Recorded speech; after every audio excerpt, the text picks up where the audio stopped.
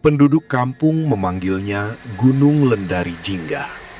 Karena ketika senja, seluruh puncaknya akan bertukar warna jingga, seolah-olah gunung itu sedang bernafas. Warna itu bukan sekedar pantulan cahaya matahari, tetapi seakan-akan hidup dan berdenyut perlahan, memberi rasa yang sukar dijelaskan kepada sesiapa yang memandangnya terlalu lama. Selamat datang ke Bisikan Dimensi, sebuah ruang mistik yang membawa Anda menyelami kisah seram, legenda gelap, dan pengalaman misteri dari seluruh Nusantara. Kisah kali ini bukan bermula dengan jeritan atau gangguan yang nyata. Ia bermula dengan ketenangan. Ketenangan yang terlalu sempurna, sehingga menimbulkan rasa tidak selesa bagi mereka yang benar-benar peka.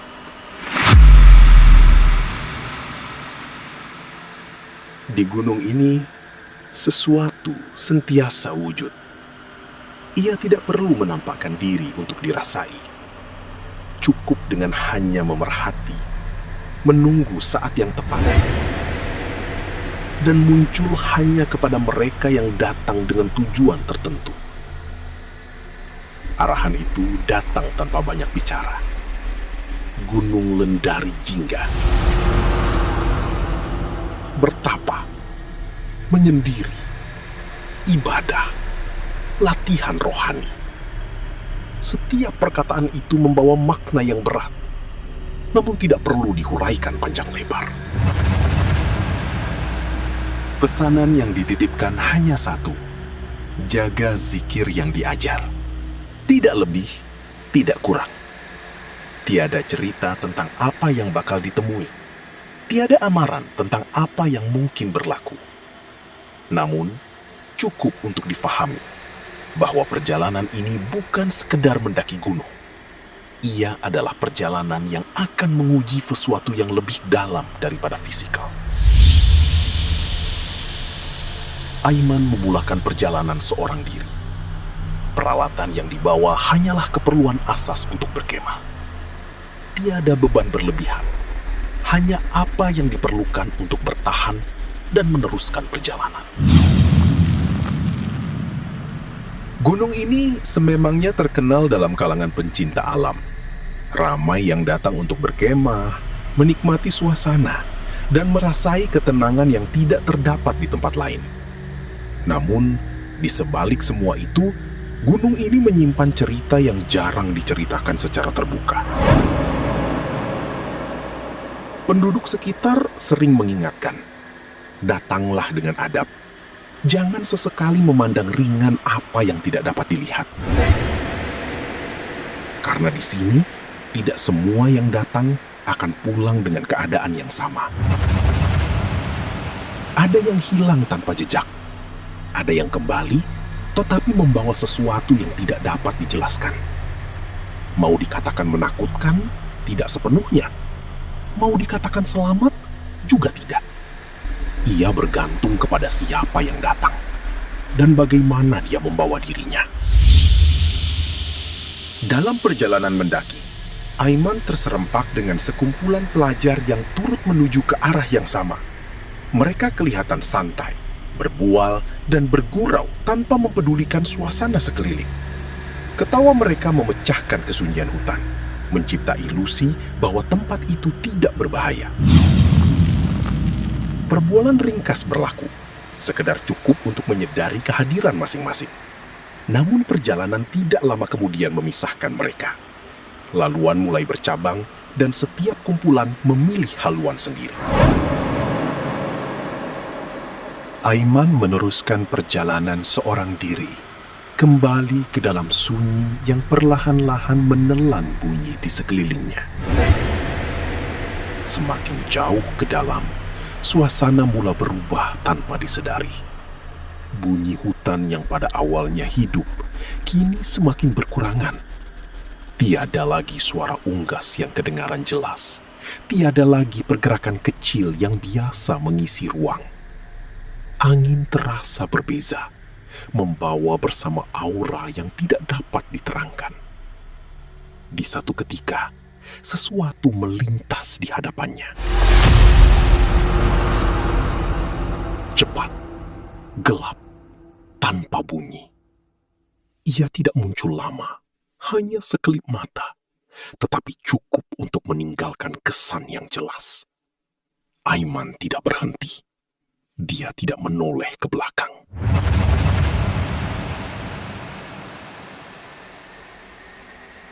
Bibirnya perlahan melafazkan, "A'udzu bikalimatillahi tammati min syarri ma khalaq."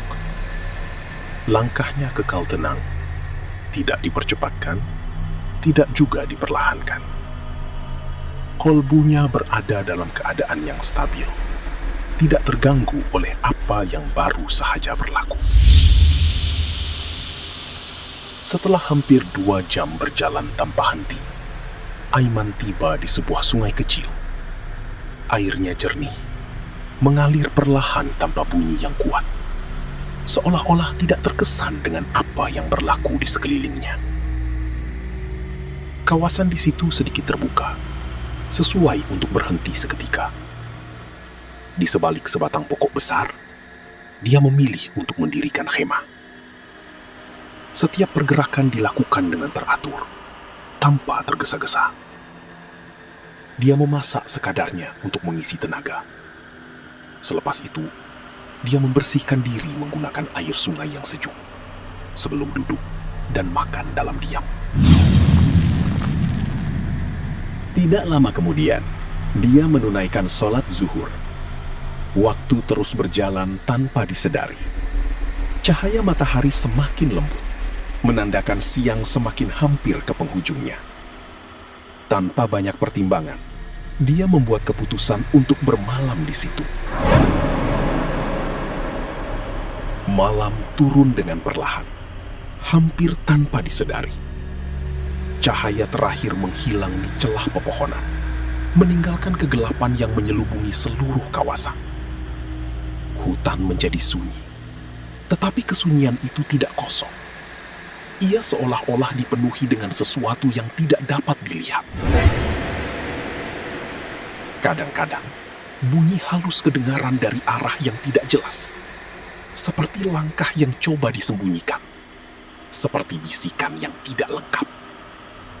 Aiman merebahkan diri untuk berehat, namun tidurnya tidak pernah benar-benar nyenyak. Kesadarannya masih ada, walaupun matanya terpejam. Sepertiga malam, Aiman bangun. Dia bergerak perlahan, mengambil wudhu, kemudian menunaikan sholat dalam suasana yang sunyi. Setelah itu, dia duduk dan mula berzikir. Lafaznya perlahan, tetapi berterusan tanpa henti. Dalam diam malam itu, ada sesuatu yang memerhatinya. Sebuah sosok hitam tinggi menjulang, berdiri tidak jauh darinya. Bentuknya tidak jelas, seolah-olah sebagian daripada bayang-bayang itu sendiri. Ia tidak bergerak, hanya berdiri dan memandang. Kehadirannya cukup kuat untuk dirasai, walaupun tanpa bunyi. Namun Aiman tidak mengangkat wajah. Dia tidak memberi sebarang reaksi. Zikirnya tetap berjalan, tidak terhenti walaupun sesaat. Kolbunya kekal fokus pada tujuan. Sosok itu mula menunjukkan perubahan. Gerakannya menjadi tidak stabil, seperti sesuatu yang tidak mampu bertahan. Seolah-olah kepanasan dengan sesuatu yang tidak kelihatan. Semakin lama, bentuknya semakin kabur. Akhirnya, ia hilang begitu saja, lenyap dalam kegelapan malam. Tidak lama kemudian, permukaan sungai mula beriak. Air yang tadi tenang kini menunjukkan pergerakan yang tidak biasa. Sesuatu muncul dari dalamnya. Seekor buaya berwarna putih. Tubuhnya besar dan setiap pergerakannya perlahan tetapi pasti. Ia naik ke tebing dan berhenti, memandang tepat ke arah Aiman. Suasana menjadi lebih tegang, walaupun tiada bunyi yang jelas kedengaran. Kemudian bentuk itu mula berubah, perlahan-lahan menjadi seorang wanita. Namun tubuhnya tidak sepenuhnya menyerupai manusia. Ada sesuatu yang masih kekal, sesuatu yang tidak sepatutnya ada pada manusia biasa. Aiman membuka mata sedikit, cukup untuk menyadari kehadiran itu.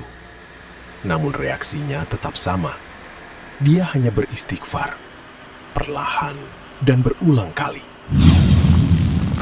Fokus kolbunya tidak berubah, walaupun gangguan itu semakin jelas. Makhluk itu mendekat, seolah-olah coba mengusirnya dari kawasan tersebut. Namun Aiman tidak memberi sebarang reaksi. Dia kekal di tempatnya, berzikir tanpa henti. Tiba-tiba angin malam berubah menjadi kuat. Ia datang tanpa amaran, seperti ribut yang dilepaskan secara tiba-tiba. Kemah yang didirikan siang tadi terlepas dan terbang ke arah kegelapan. Barang-barang berselerak tanpa arah. Daun dan ranting berterbangan, memenuhi ruang yang tadi tenang.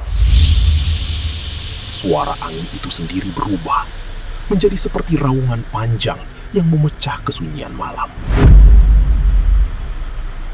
Makhluk di hadapan Aiman berubah lagi. Wajahnya bertukar. Bentuknya pecah menjadi pelbagai rupa yang menakutkan. Satu demi satu rupa muncul silih berganti, seolah-olah mencari bentuk yang mampu menggoyahkan imannya. Namun, setiap kali Aiman menyebut nama Allah, kolbunya kembali tenang. Tiada ketakutan yang muncul. Tiada reaksi yang diharapkan oleh makhluk itu.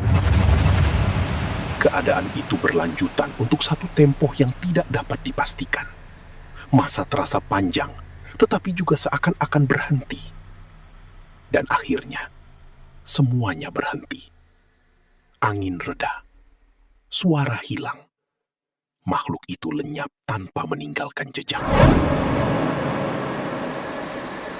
Hutan kembali sunyi seperti sedia kala, seolah-olah tiada apa yang pernah berlaku. Namun, Aiman tidak berganjak.